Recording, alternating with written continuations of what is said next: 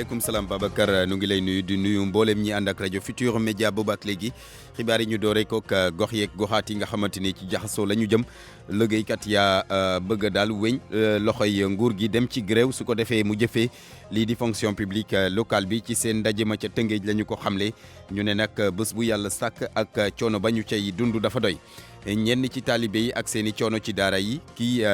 teewal xalif général des Mourides fële ca Kaolack àdduna ca la xew ca Njaañ mu ne nag bu sañoon ñuy tëj xale yi ci ay gris moo gën ñu leen di takkali chaîne daa ngeen ko dégg ak Ibrahima Diamé forum civil lu mu bëgg te wax ko moo di ñu siiwal loi bi ñeel pétrole beeg gaz bi rawatina contenu local ba. waa forum civil dañoo njort ne loi boobule waxul dara ci lu jëm ci wàllum formation beeg lu jëm ci wàllu xarala yu bees yi ci ab ndaje gu kuréel gi ëmb investisseurs sénégalais yi la ñu ko doon xamle. et puis daañu wax également ci tàggat yaram ak Cheikh Tidiane Diagne xibaar yi ñeel aaday ak Anna Rocha li ci yéene kaay yeeg Mamadou Mohamed Ndiaye. Aliou Ba moo fare ci machine yi mbokk yi nu ngi leen di nuyu rafetlu seen ànd ak rajo Futur Média ñu wax ci li nga xamante ni moo xew ca Njanj ki nga xamante ni nag moom moo teewal xalif général des Mourides fële ca Kaolack àdduna ci nee na bu sañoon daal ñuy tëj xale yi ci ay gris moo gën ñu leen di takkali chaîne leeral yeeg Ibrahima Diamé ci ndaje gi mu seqoon ak taskati xibaar yi. Serigne Babacar Mbacké mu kabaro di fàttaliku jaar-jaaram ba muy doon taalibe ndongo daara moom mu ne xam na bu baax a baax lii di jàng.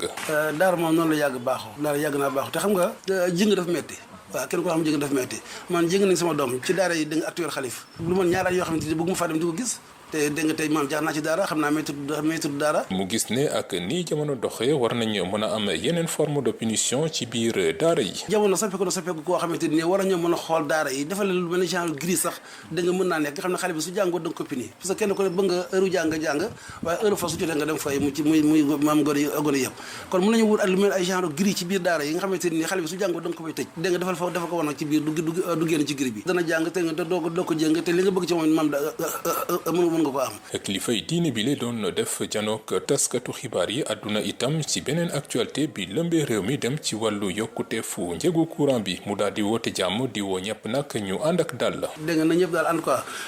am nañ seen àq ak seen yelleef ci bëgg a def seen marche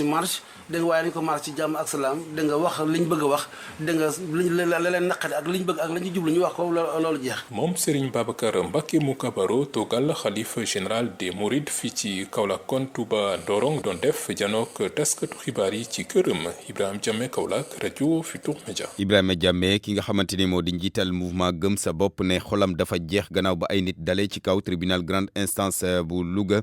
ci bi ñuy amal atep maître coranique bi ñu tuumal ci mbir mi moom Malick Mbaye nag nee na lii dafa di offense jëmee ci république beeg nguur gi ba tax na nag yoon war na ci def liggéeyam ñu teewlu ko moom Malick Mbaye Maodo Malick Mbaye ci micro beeg Jo Maroon. li ñuy ñaawlu mooy li xew keroog Louga waxuñu nag ci ndax gone gi liñ ko def ak yooyu moom xëy na justice bi na ci wax mais ñuy atti nit mu nekk sénégalais ay nit ñi nga xamante ne ay sénégalais lañu ñëw dugg ci biir tribunal bi attaqué li nga xamante ni mooy tribunal bi yàqate fa loolu je pense que amul kenn ku ko rafetlu amul kenn ku ko mën a défendre moo tax ñu jàpp ni nag dëkk yi tàkk yépp nag lu ci ëpp nii lay demee da ngay dem ba mujj gi défiance bu amee ci état maanaam ku jóg lu neex waay mu def loolu baaxul donc moo tax ñun ñu jàpp ni loolu dafa war a jeex mais leneen li ñu wax ni que moo ñu tiital mooy mbir mi dafa am ba pare ñëpp noppi syndicat parti politique société civile élu ñëpp mel ni dara xewul ñu jàpp ni nag loolu lu war a jeex la moo tax ñun daal ñu jàpp ni sénégalais yi war nañu amaat beneen taxawaay bu ñu am ndax li mag ma doon wax naan lu buur ay fanaan dëkk ba buur nekk moo tax ne fanaan dëkk ba mu newul donc ñuy wax ñëpp rek ni nañu dal ànd ak dal te def jàmm dox jàmm. Maodo Malick Mbaye njiital mouvement gëm sa bopp ki ñu toftal ci commissaire bu police bu Jaxaay dañ ko fekk mu ñàkk bakkanam ci biir néegam fële ca cité Karak néewub Alain léegi nag jàll dinañ ko yóbbu hôpital su ko defee ñu def autopsie bi am na benn enquête boo xamante ni daal ubbi nañ ko ci ñu des ci banlieue bu Dakar ak ki nga xamante ni wala boog kenn ci ñu ne ñoo faat kii di Abdourazak Kane mandat de dépôt nañu ko ni ki démb photographe bi dañ ko agressé ba mu ñàkk bakkanam ci ci plage bu Malika malfaiteurs yi wala boog ña ko defoon nag dañoo yóbbu woon lii di téléphone am ñu bureau évacuation peine yi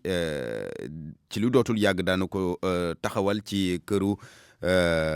atte yi maanaam tribunal yeeg yeneen yu ko demee loolu nag garde des sceaux ministre de la justice moom moo ko xamle su ko defee mu mën a jël amande yi nga xamante ni yoon daf koy faral di teg ci kaw ndodd ci ñi ñuy atte moom Malick Sall nee na xolam dafa jeex ndaxte at bu yàlla sàkk Sénégal dana ci ñàkk lu toll ci fukki milliards ci sunu koppar ñu teewlu ko maître Malick Sall ci micro beeg Mohamed Ali Mouba.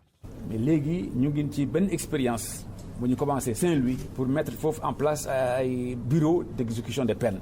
bureau boobu am nañ ci lu satisfaction parce que en moins de ay mu ngi commencé quelques mois mais déjà jot nañu recouvrer plus de 8 millions donc exemple expérience boobu incha allah danañ ko def ci ñëpp tribunaux pour que effectivement amende yi parce que seet nañ ne que ëpp na vite ay 10 milliards xaalis boo xam ne bu ñu ko recouvrer woon danañ mën a dugg ci caisse de l'État mun na am njëriñ feneen donc incha allah boobu expérience danañu ko def ci tous les tribunaux du Sénégal pour que effectivement amende yi ku ñu dóor amende pour amende bi effectivement mun a dugg. mu nekkoon Malick Sall di garde des sceaux ministre de la justice juróom-ñaari simili moo bootu ci juróom-ñetti waxtu. RFM rajo askan wi. directeur de publication bu yéenekaay bi di L'As ak kenn ci taskatu xibaaram ñoom nag dañu leen déglu démb ca division des investigations criminelles gannaaw a plainte bu nga xamante ni Serigne Mboup moo ko tegoon ci table bi jëmee ci ñoom Synpics nag daal dina ci addu nee na daal mbir mi mettitlu na ko bu baax a baax ñoom waa Synpics di syndicat bi jaboote liggéeykat yi yëngu ci wàllum tasum xibaar ne nag daanu porter plainte jëmee ci kaw kii di Serigne Mboup ndaxte dañu jàpp ne diffamation dafa am ci mbir mi Bamba Kassé secrétaire général u Synpics ñu teewlu ko Amadou Sabar Ba. procédure d'intimidation la li tax mu nekkee procédure d'intimidation mooy woolu nit fii police 4 heures ba 21 heures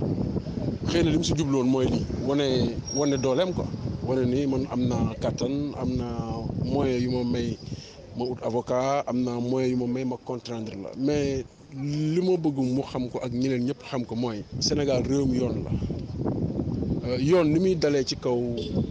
képp ku tooñ muy journaliste di médecin di leneen te laal aussi foog ñu wax ko ñun journalistes yi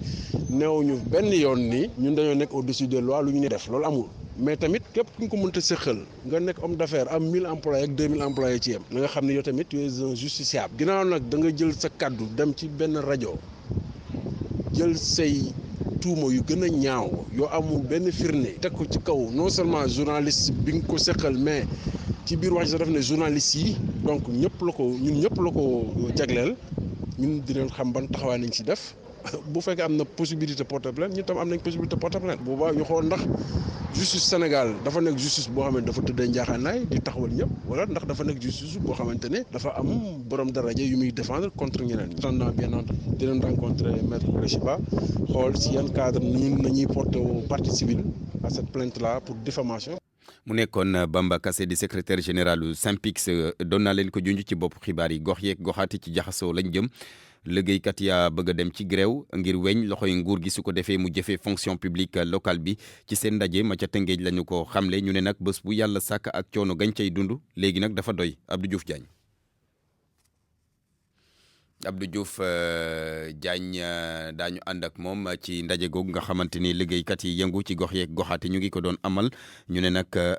app nañ ko ba dem grève ndaxte dañoo bëgg nguur gi jëfee fonction publique locale bi ca ndaje ba ñu doon amal ca Tëngéej lañ ko xamle. dundu liggéeykat yu mairie yu Tëngéej sore na lool ak lu neex ñoom ñi ay jafe-jafe yu tar la ñuy jànkonteel banque yi sax jamono ji di leen bëgg a rey ndax seen bor yu bëri Fatou Thioune moom mooy responsable bu CNTS FC fii si Tëngéej. nee naa agent municipal mën na lekk asaka imaginez 100 000 francs wala 150 000 francs salaire ñu di dindi ci liñ ciy dindi nga bëgg fay luyaas bëgg a dundal sa soxna ak say doom banque bu ngeen mën a dem ci àddina te agent municipal ne fa rek surtout ici si arrivé ils sont tous endettés dañ leen na jiital banque yi dañ ciy dem ba di dagg seen salaire ba xam nga ceer la ñu war a jël dañuy jël ba duñ la jox ceer cher lu dul état bi daal di doxal li nga xam ne moom la ñu duppee fonction publique locale mënula génne liggéeykat yooyu seeni jafe-jafe ki gisee noonu di Mbaye Sow secrétaire général départemental bu fédération des travailleurs du Sénégal. fonction publique locale parce que ku ne xam ne ne IPRES système de points la et de cotisation boo ci demee li nga ci fayeeku amul benn natable bu ñu ko méngalee li nga xam ne mooy FNR parce que FNR lu bon boo dee fonctionnaire local boo retraité di nga fayeeku au moins sa salaire de base loolu mooy tane donc képp koo xam ne kii ndaw nga am benn statut bi am yenn diplôme yi defe naa li gën ci yow nga dugg ci fonction publique locale. Sidiya Ndiaye moom gën a sori président intersyndical des travailleurs des collectivités locales di xam ne sax bu état bu Sénégal deful ay jéego dinañu amal ab grève générale ci fan yi nga xam ne moom la ñu dëjmal. fu mu nekk ni moom pare nañu su mën nañ ci xeex bi te duñu dellu gannaaw tant que gisuñu lu leer bi mooy grève générale bu fekkente ne campagne de mobilisation et de sensibilisation bi ñu commencé bi amul résultat dañuy dem ci grève générale banque suñu loxo tëj mairie état civil yëpp la ñu tëj bu boobaa état bi ñu yaakaar ne dina jël ay matukaayam pour régler problème. membre intersyndical des travailleurs des collectivités territoriales nag dañ doon amal ab assemblée générale fii ci Tëngéej RFM Rufisque Abdou Diouf Diagne yeneen i liggéeykat mooy ñi nga xamante ni ñoom ñooy yëngu ci tonni mbalit fii ci Ndakaaru nguur gi nag amel na leen diggante ñeent jàpp juróom-benn milliard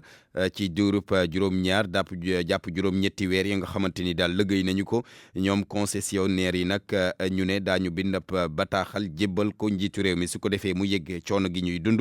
ñu teewlu ci kii di Youssouf Yadd bokk ci collectif concessionnaire yi nettoiement nekk fii ci mim réew ci jokko beeg Pape Bes Diba.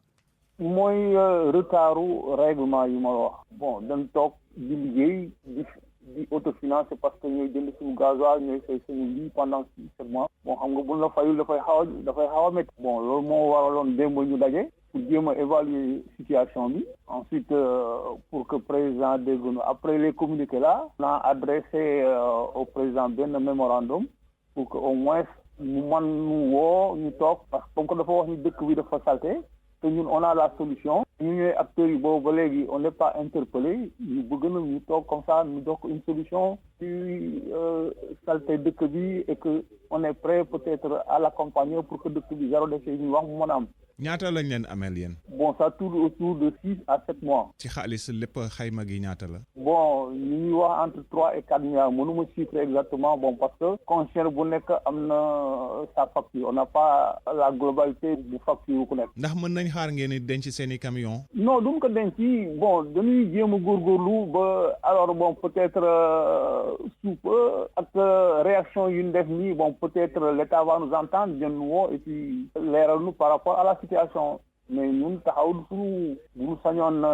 dëkk yi ci gën a set te mën nañ ko setal bu président woowee mën nañ ko jox solution yi. mu nekkoon Youssouf Yadd bokk ci collectif gi ëmb concessionnaire du nettoiement yi nekk fii ci Sénégal ci mémorandum boobu nga xamante ni bëgg nañ ko yóot njiitu réew mi Macky Sall forum civil li mu bëgg te wax ko moo di ñu aussi wal loi bi ñeel pétrole beeg gaz bi rawatina contenu local ba waa forum civil dañoo njort ne daal loi boobule jëlul en compte wala boog waxul dara ci lu jëm ci tàggat bi maanaam formation bi ak it ci lu jëm ci xarala yu bees yi ci ab ndaje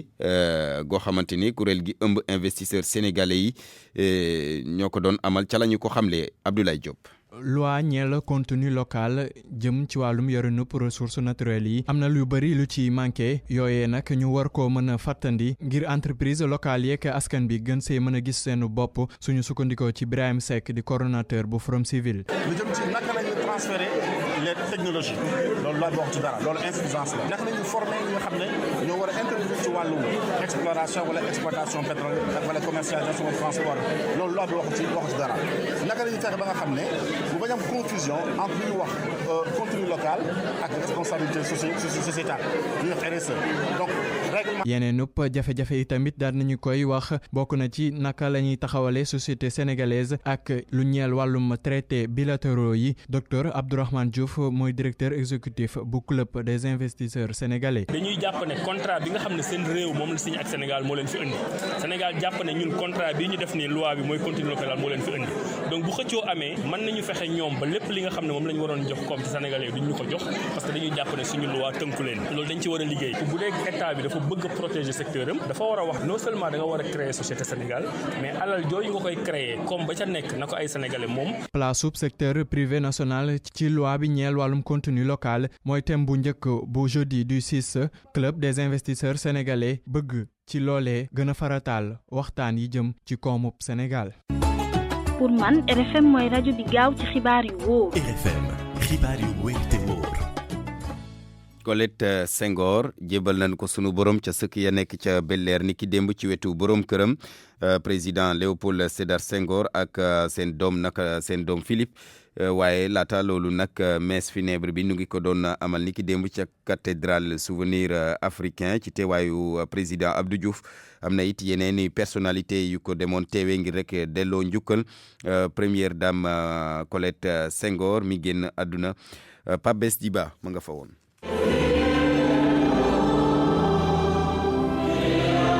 Sénégal def tàggatoowam ak Colette Senghor di soxna Léopold Sédar Senghor Monseigneur Benjamin Ndiaye mi jàng meesam ci cathédrale bu Dakar di fàttali lu Saint Paul wax ne dee du lenn lu dul jaar-jaar bu ñuy jaar mbokk yi xarit yi ak ñu ko jege woon moom Senghor ku mel ni Abdou Diouf wankoor Moustapha Niasse ñi ngi woon ci cathédrale bu Dakar goo xam ne taxu ko woon fees maître Augustin Senghor bokk na ci famille Senghor moom am na explication. ñëpp mënuñu woon teew fii mbir bi noonu la ñi nga xam ne dañ ko jege ñi nga xam ne mbokk la ñoo fi nekk ak ñi nga xam ne xëj na xamoon nañ moom mooy kan ak li mu tekkoon si réew mi mais ñooñu defe naa doy nañu pour seede bi ñu war si moom rax ci dolli nag il faut ñu bañ a fàtte ne diir bu bare daw na depuis bi président Senghor jógee ci nguur gi ba tax na xëj na am na génération xam ne ñoom sax si boppam xamuñu ko bu baax wax sama donc jabaram loolu tam dañ koy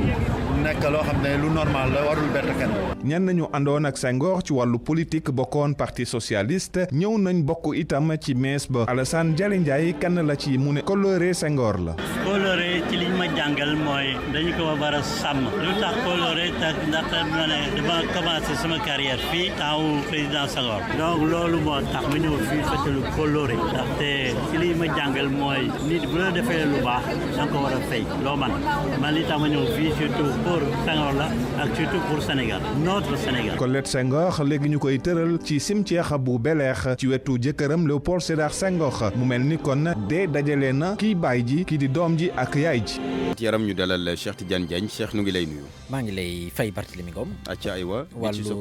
waaw moom lañ koy daal di door rek lii di coupe du monde bi nga xam te ñu koy amal foofulee ci Paraguay Sénégal nag bokkatul ci gile po la ko waral moo di démb dañoo daal di ñàkk seen match quart de finale seen diggante ak Portugal 4-2 kii tàggat équipe bi nag di Ngalla Sylla moom nag rafetlu na li nga xamante ne daal moo di taxawaayu ndawam yi donte jàpp nañ sax équipe bu Portugal bi moom moo di équipe favorite gile coupe du monde ñu déglu ko ci micro suñu envoyé spécial foofu lee ci Asunción Soda Thiam. waaw di wax ginnaaw bi ñu sant yàlla tey def nañ match boo xamante ne dugg nañ si bu baax mais dañ jékki-jékki rek si match bi ñu mën ñu ko si génn seen bopp même ñoom bi ñuy dugal sax benn retard rek le marquage mais après ñoom bi ñu égaliser sax ñu ngi continuer di jouer match bi dara xewul mais ñu ñoo génn seen bopp si match bi boo xoolee sax ñun dañ yàkkamti woon li ñu doon def dañ ko doon def ak yàkkamti xam naa peut-être nag loolu c'est normal parce que comme maso pression bi bari woon na comme tey maso egg demi-finale kut da nga dafay bëgg egg loolu moo waraloon loolu mais Portugal tey jii mënoon nañ ko gagné mais malheureusement yàlla li la dogal dañ koy accepté rek xam ne lu waaw sport la. ñu daal di jàpp ni tamit ñii di waa Paraguay wala bokk Paraguay mi nga xam ne moom moo daal di organiser lu ni mel moom nag ñàkk na démb ci quart de finale diggante ak Japon Italie daal di daan ñii di waa Suisse ñeent ci ñaar wala bokk juróom ci ñeent moom la Italie daal di daan ñi nga xam ne daal ñëw di waa Suisse di affiche demi-finale yi jàpp leen nag Italie diggam ak Russie lay daal doon Japon dana tase ak ñii di waa Portugal ñu daal di waxtaanee wàllu football ak lii di résultat Ligue Europa yi jàpp leen nag France amatul genn équipe nga xam te ne naka teewul ci googu la jogante ñi nga xam te ne daal ñoo di waa Saint-Étienne ñoom ñoo ci desoon sax waaye mujj nañoo kon bokk lajj donte dañoo match nul démb seen dëkk seen diggante ak ñi di waa la Gantoise ci di jëm ci wàllu résultat jàpp leen ni ñi nga xam te ne daal dañoo di waa Arsenal ñoom itam ñàkk nañu démb seen dëkk seen diggante ak ñi di waa Francfort doomu Allemagne ñaari ball ci benn geneen jogante ñeel Manchester United moom dafa daal di ñàkk démb ci Astana ñaari ball ci benn donte sax Manchester United équipe remaniée la daal di indi maanaam ay gone yi nga xam te ne daal ñu leen jëlee ci li nga xam te ne moo di seen centre de formation championnat européen yi jàppale ni tey jii ci ajuma gi dana am yenn yi nga xam te ne dañ ko daal di door ca France 15e journée diggante Marseille et Brest lay daal doon Espagne 15e journée itam Celta Vigo dana tas ak ñi di waa Valladolid Allemagne ñu ngi seen 13e journée Schalke 04 dana tas ak ñi di waa Union bu Berlin ñu daal di ko jeexale ak wàllu rugby ak équipe bu Sénégal ci wàllu góor ñi ëllëg ci stade Léopold Sédar Senghor ci bu 16h jotee diggam ak Île Maurice lay daal doon loolu bokkoon nag ci lu jëm ci wàllum qualification CAN 2020 Sénégal nag moom fi ñu toll nii pare nañ te seen mbébét mooy fexe ba daal di am ndam seen diggante ak ñi di waa Île Maurice loolu moo di kaddu Oumar Diagne di seen secrétaire général ci lu jëm ci wàllum organisation nee na lépp daal yema na ngi daal di soobu ci gile jongante ñu déglu ko ci micro Abdou Diouf Junior équipe bi Île Maurice moom ak Sénégal mosuñoo dajee ñoom mosuñoo dajee ci match rugby donc bii mooy première fois ñu nar a daje ñoom donc nekk na match boo xam ni mun nañu ñoom ñaar ñëpp kenn xamul sa morom à part ci papier bi nañ xamante donc nekk na match boo xam ni gars yi te waajal nañ ko bu baax tamit entraîneurs yi parce que xamante nañ joueurs yi te équipe Île Maurice dafa nekk équipe boo xam ni dernière année yi dañu progressé bu bëri quoi donc ñu ngi leen di xaar Sénégal tamit équipe bi joueurs yi pare nañ te li ci am solo mooy équipe bi presque pratiquement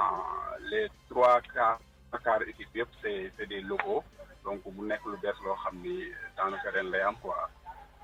booy xool équipe bi daanaka lépp ay Sénégal la woon moom mooy yi joué France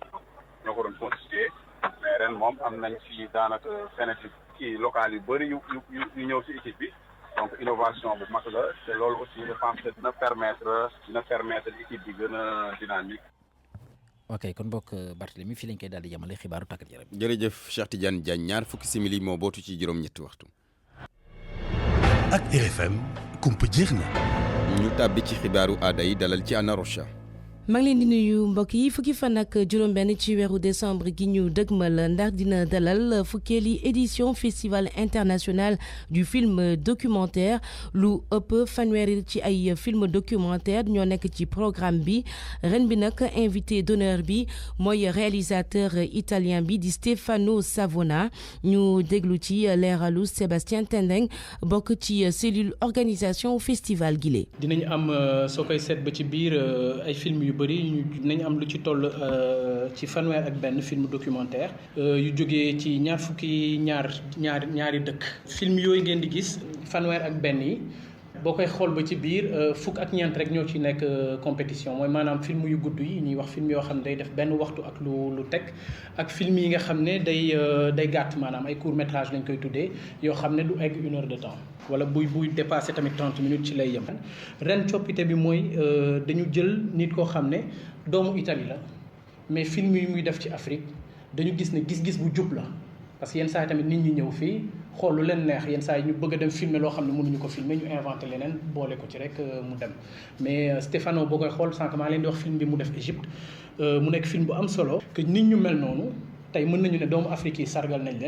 ci ñu bëri sargal nañu ñeenti nit donc ren ñu ne dañuy dem jëli ci doomu bitim réew boo xam ne gis-gis bu mu gis ci Afrique nekk na gis-gis bu jub ñu ne dañ koy. Sébastien Tendeng doon addu ci micro Oumou Djeganian. suñu naataango bi di Fatidien moom daal dina présenté ni ki semaine ji téereem bu njëkk mu tuddee ko chambre 7 mu di jaar-jaaru benn soxna Khady Diop gannaaw viol lu juddu mu war a jànkonteel dundin bu bëri jafe-jafe Fatidien di ñu leeral histoire bi nan la juddu. observation bu ma def ci société bi muy ay jafe-jafe yoo xam ne ñu ngi koy jànkonteel fii ci Sénégal mun naa ne sax peut-être ay problème la yu wër àddina parce que foo dem am na jafe-jafe. lu ci mel ni viol lu ci mel ni inceste lu ci mel ni soxna yi nga xam ne bu ñu génnee kaso jafe-jafe bi ñuy am ngir amaat liggéey parce que dañuy génn kaso mais du tax ñu libre parce que société bi ci bopp moo leen di tënk. donc li ma taxoon ma génn chambre 7 moom mooy dellusiwaat ci jafe-jafe yooyu nga xam ne